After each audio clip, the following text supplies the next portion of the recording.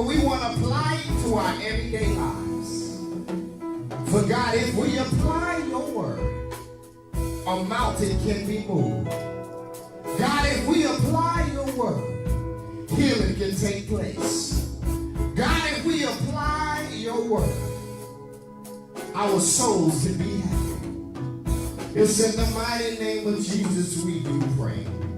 Let every heart say amen. Say amen again. The Lord said to Gideon, you have too many men. I cannot deliver many into your hands. So Israel would boast against my own strength has saved me. I want to talk from the text just for a few minutes. Winning while losing. Winning while losing. I wish you would just look at somebody and say, neighbor, I'm winning in the midst of losing. I'm winning in the midst of losing. My brothers and sisters out there in social media land and all of you that are in this building today, losing is extremely difficult. The human race do not like to lose. It is hard to adjust to when you're in a losing position. It is hard to adjust losing a loved one. It is hard to adjust in losing money. It is hard to adjust in losing in a relationship with the person that you really love. It is hard to adjust to losing your health. It is hard to adjust in losing happiness and losing joy. It is extremely difficult to adjust because when you lose, it means to bring ruin or destruction. So in other words, when I'm losing, I feel like my life is being destroyed. When you lose, that means to loose or release. And I don't know about you, Brother Jeff, but when you have loved ones, it is hard to lose or release them. When you are used to what you are used to. When you lose, you become unable to find. You lost it, so you can't find you can't find your joy. You can't find your happiness. All hell is breaking loose, and you can't even find peace. Some of us come to church Sunday after Sunday and still can't find God. In the midst of losing. To lose is to leave behind. And I don't know about you, but it's hard to say goodbye to yesterday. It is hard to leave some things and some people behind. Mainly because you might love them or you're used to that, but it's hard to lose and to leave behind. To lose is to disappear from view. In other words, you're used to seeing it, but now you don't see it no more. When you lose a loved one, you're used to them walking in the door. But now you don't see them walking and talking anymore.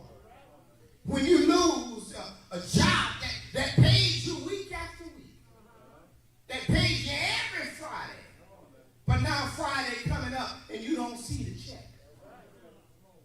When you lose in a relationship and you thought this was the one for you, and now you can't see them anymore.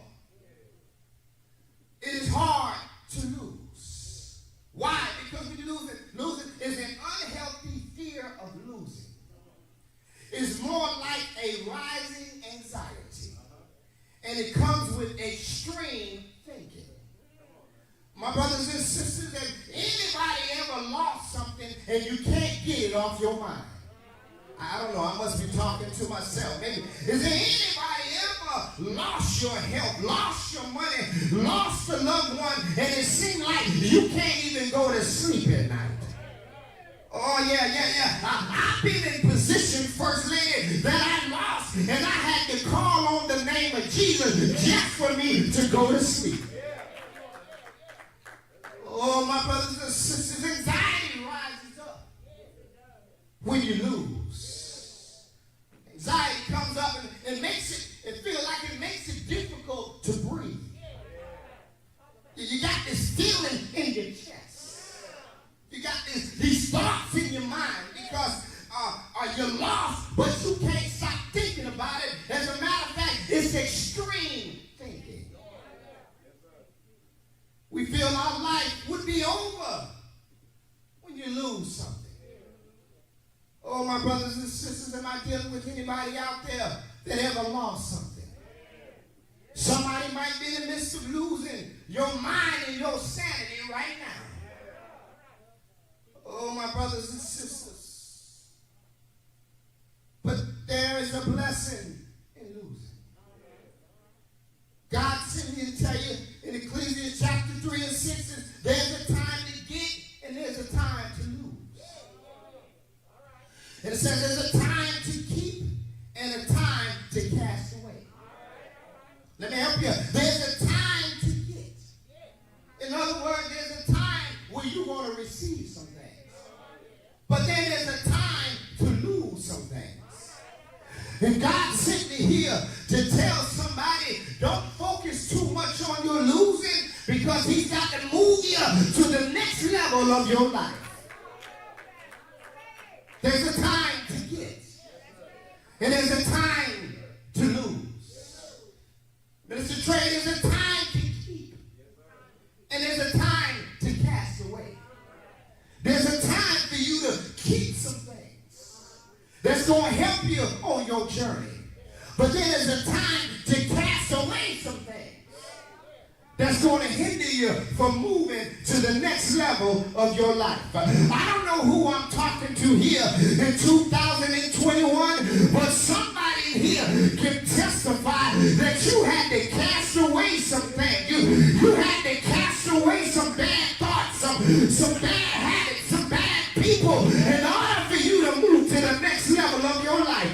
God sent me here to Ecclesia to tell somebody today it's time for some casting away. You got to get rid of some things in order for you to move to the next level. It's time to cast away. Oh, my brothers and sisters, right about the name of Morgan Wooden said, you learn more from losing than winning. You learn how to keep going. Oh, my brothers and sisters, whenever you lose, that's when you learn. You can't learn when you're always winning. You got to lose some things. And sometimes it's better for you to lose. I wish for you to lose. Why? Because I want you to win. And you have to learn. Oh, my brothers and sisters, whenever a game is played, whenever the playoffs or the championship is played, and when somebody loses to a team, they go back and they study the film. They go back to study the tape so they can see where they can get better. They can see where they made their mistakes. And I wish somebody here today would just study the tape of your life. When you make some mistakes, go back and study the tape of your life so you can see where you made mistakes. Why? Because you need to correct the errors of the past in order for you to move forward. Do I have about 10 of you here that can wave your hand and say, baby, I'm ready to move forward? In order to move forward, we got to correct some errors in the past. If you want the next 3 years of your life to be different, it's got to be different than the last 3 years. In other words, there got to be some seed planting. Somebody say seed planting. It's got to be some seed planting. Whatever you do today will affect your tomorrow.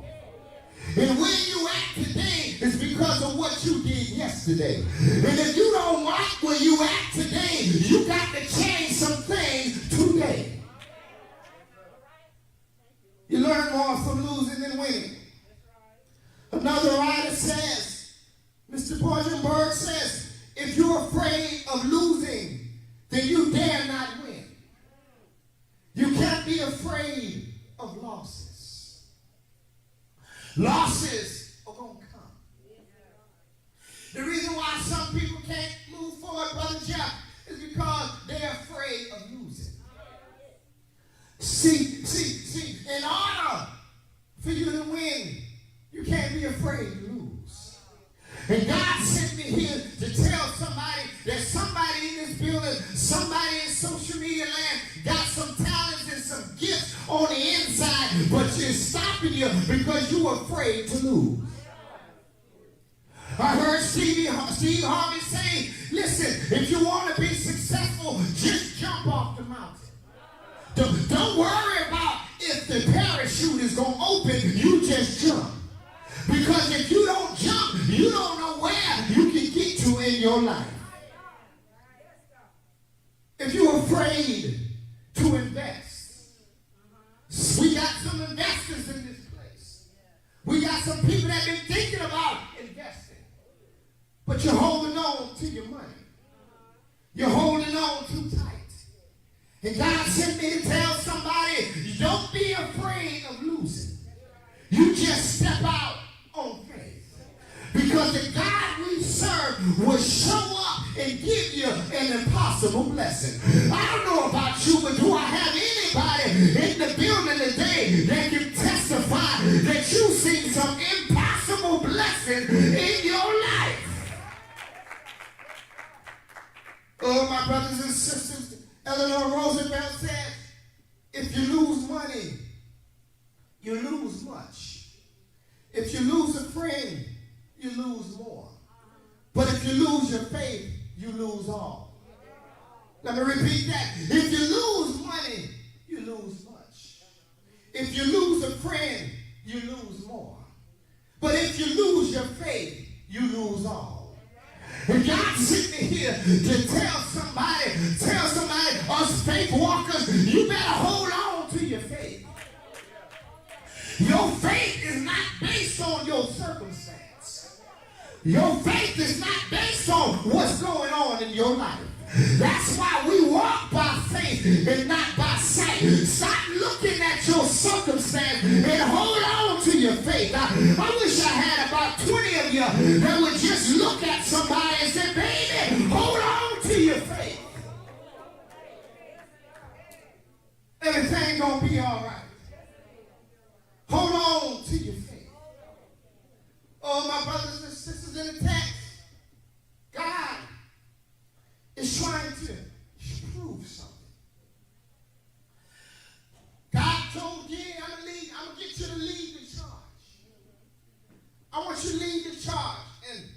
And I need you to develop some soldiers because I'm going to give you the enemy in your hand. And I want you to understand, Gideon, that in this case, the power is not in numbers, the power is in me. He said, Gideon, I need you to know that the power is in me. Now, I got to do a miraculous thing because Israel is watching, and if they have the power in numbers, they would say they did it on their own.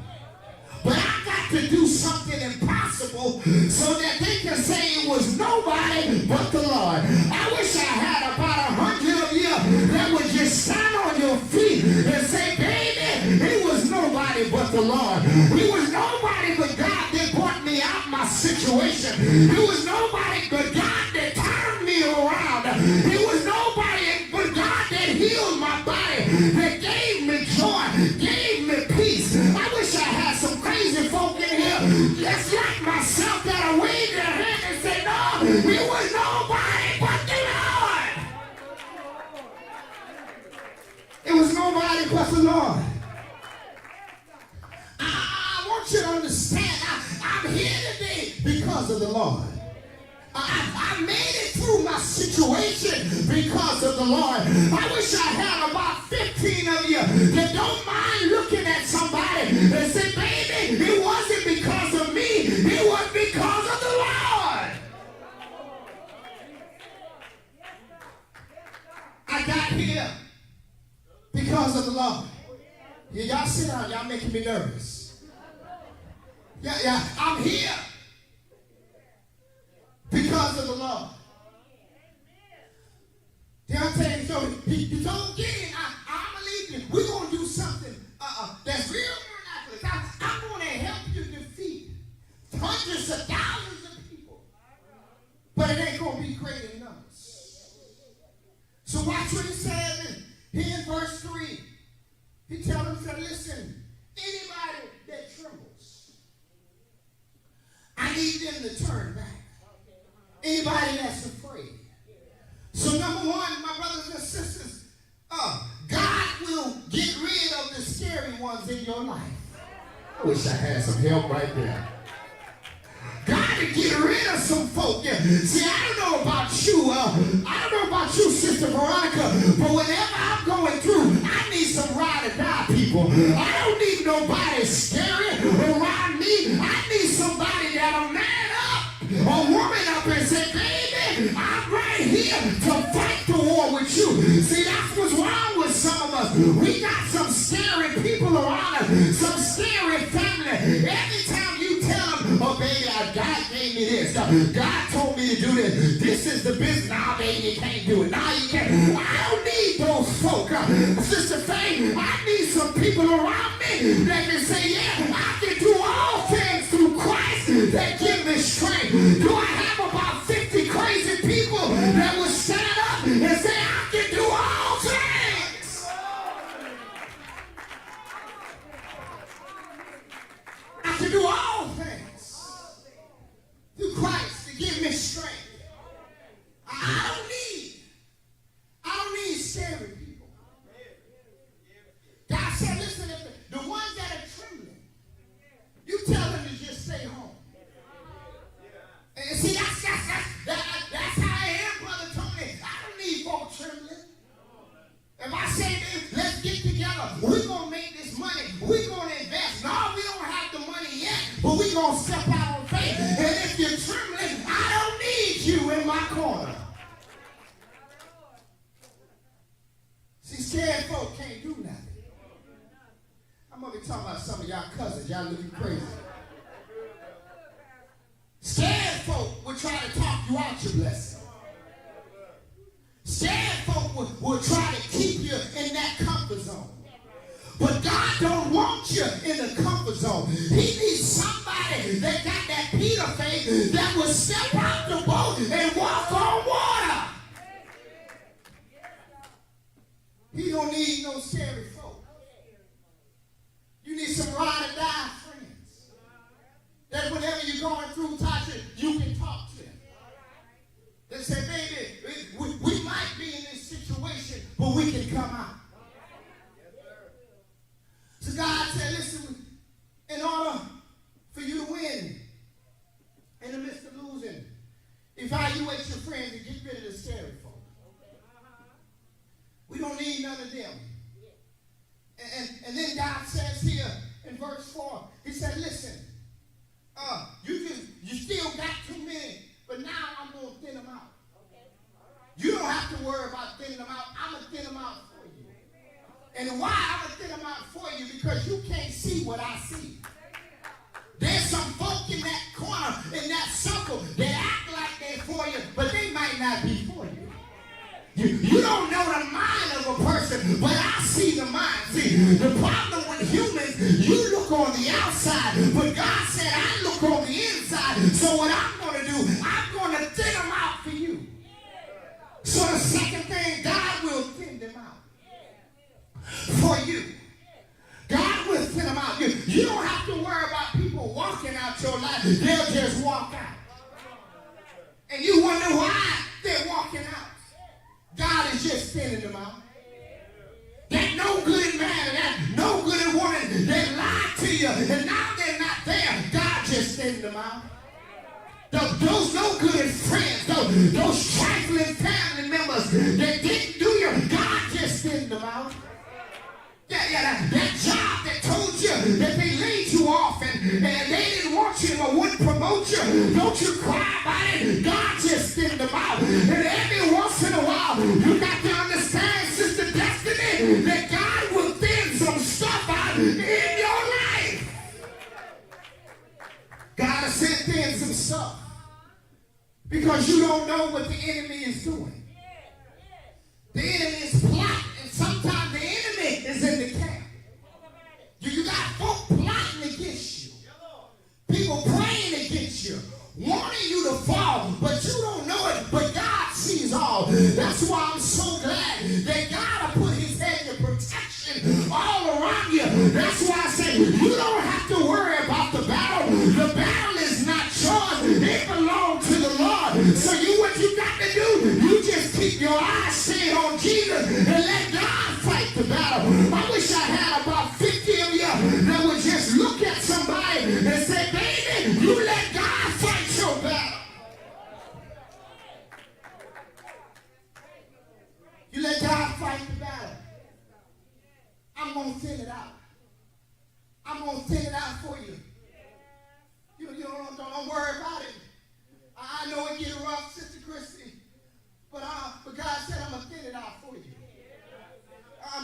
I'm going to thin it. I'm going to thin it. I'm going to make your circle real thin. I got to make it thin because you got some folk in your camp that think they got the power to do everything, not realizing I'm the one that woke them up this morning. I'm the one that took care of them. As a matter of fact, the Bible said, I never seen a seed forsaken, or I never seen the righteous forsaken, or a seed begging for bread. I don't have to beg because I'm connected to the Lord. God's going to thin them out. He's going to thin them out. And whenever God thins them out, I want you to know that your blessing is coming. Whenever you get a little thin, whenever you look around and you ain't got that many people in your corner, that means God is taking you somewhere. It's a lonely road. It's a lonely road. It might get thin. You might not be popular with your circle, but God will put you in front of other folk that will make you great. So God said, listen, I'm going to thin them out. I'm going to thin some things in your life. I'm going to thin some people in your life because they're not able to go to the next level with you. I'm going to thin some relationships. You thought because he was fine and good looking like your pastor that he was good for you. But I'm going to thin it out. You thought because she had a nice shape and she was built that she was good for. Now I'm going to thin it out. Why? Because everything that look good is not good for you. See, we like to please the flesh. And it is hard when you please your flesh. Because once your flesh starts liking it, then it's hard for you to get rid of it. I wish I had some help here. I'm about to be talking about some of y'all now. Y'all ready? When your flesh likes it, it's hard for you to get rid of it. It's hard for you to get rid of it. So God said, listen, I'm going to thin it out. And then here in verse number 5, watch this. He told Gideon, listen, I need to separate the few that you have. He said, now those that lap like a dog and drink like a dog versus those that will kneel down and cup their hands and drink. They kneel down and just drink from the water. I need to separate those. I need to separate the dogs from the ones that are just laying out, the regular folk. But I want you to watch this. Watch this. When God separated them, he told Gideon, you need to keep the dogs. I wish I had some help right there. I feel like preaching out there. You don't need the regular people. You need some dogs. And I don't know about you, but I need some folks that got some dog in them. The reason why they got some dog in them because they not afraid of the enemy. When Satan comes, the dogs will step See, the dogs will stand up and put their fists up and say, listen, baby, if it's going down, we going down together. As a matter of fact, my chairman said this morning, listen, I'm a dog, so if we get beat up, we get beat up together. See, that's what I need in my life. I need some dogs. I need some dogs, some folk that got some dog in them. That they don't mind protecting their territory. See, a dog will be nice, but don't you come up on his territory. Wish I had some help here. A dog is saying, no, you're not finna take my blessing. You're not finna take my joy. I wish I had about 7 of you that would testify that you had to turn into a dog. Yeah, you was nice sometimes, but when people crossed you, you had to turn into a dog and say, baby, you can get the hell out of here. Hey! We need some dogs on the inside. We need some dogs. Some dogs. I need dogs around me. Because a dog will protect his territory. A dog also will protect his food. You try to take what the dog is eating, he'll bite your hand off. He don't want you messing. He or she don't want you messing with the food. And whenever God is blessing you with something, you better turn into a dog, because why? Satan's trying to kill, steal, and destroy your blessing. But you got to look at Satan and just and try to bite his hand off.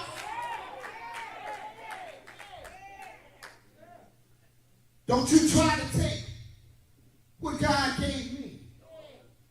So now, God said, oh, I need to separate. I need some folk. I need some folk that are around me that get down and dirty like a dog. And he said, listen, now then you don't have but 300 folk. You started off with hundreds of thousands, now you don't have but 300. And then I want you to know that with the 300 people, we're going to win this war together. We're going to win this war together. And we're going to fight the enemy who's thousands upon thousands. But if I'm with you again, I want you to know that everything is going to be all right. Again, if I tell you we're going to win, you better believe we're winning. And see, you know, whenever Satan rises up, see, God gave us the power to defeat Satan. But I don't know anybody that can defeat God. Not even Satan himself. See, if Satan rises up, we can handle him.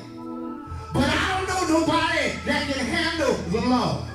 And when God be for you, I want you to know he's more than the world against you. Yes, sir. So whenever you're going through your trials and your tribulation, come on, Tony. Whenever you're going through your trouble and your storms, I want you to know that God he will see about you. Is there anybody here in the building right now that knows when God has your back, when God is in your corner, he's more than the world against you? Can I get a witness here?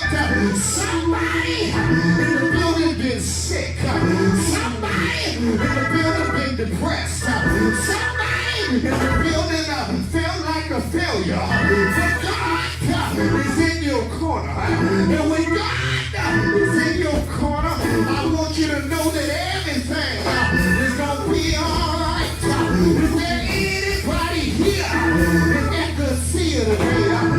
Anybody in social media land know that God, he has your back. When things get rough and you're going to get tough, I want you to know that God, he has your back. If there's anybody in the building right now, know that God's got your back. I want wonder, will you stand on your feet right now? I need some people with some dog in them. Know that when God has your back, you're not afraid to stand up. If you know God's got your back, I wonder, will you turn to somebody beside you? I wonder, will you turn? Will you turn? Will you turn to somebody beside you?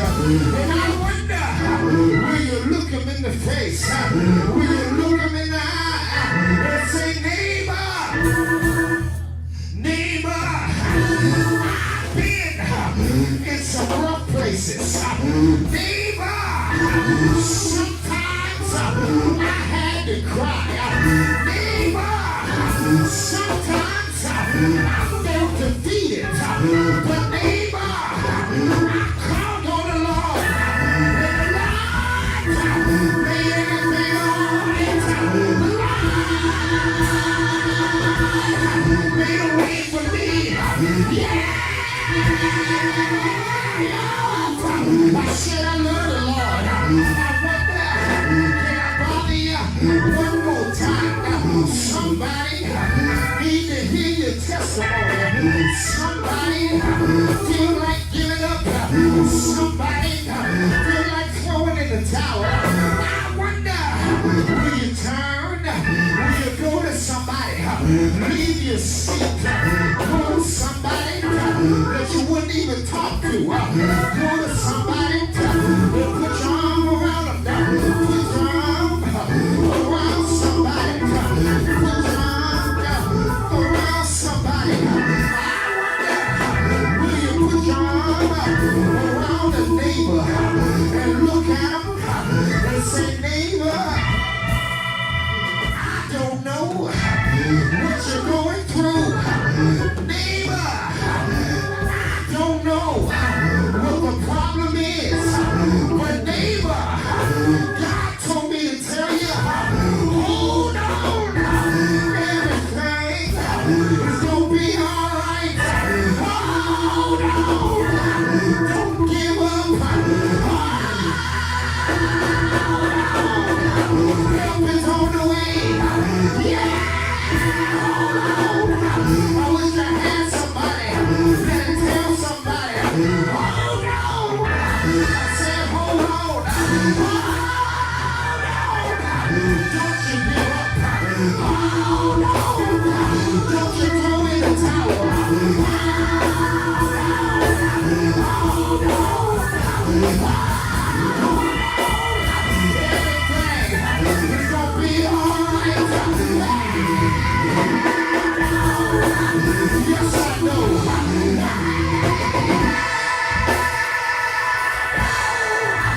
Yes, I know. I know everything is going to be all right. I know it's going to be all right. It's all right to cry.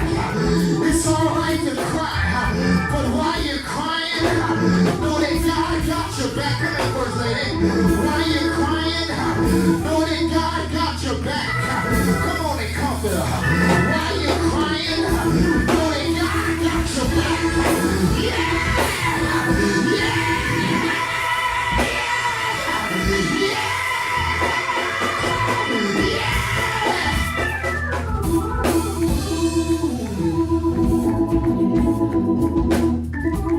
Everything is gonna be all right. It may look like you're losing, but in reality, you are winning. It may look like you're losing, but in reality, you are winning. Look at somebody and say, neighbor, you are winning.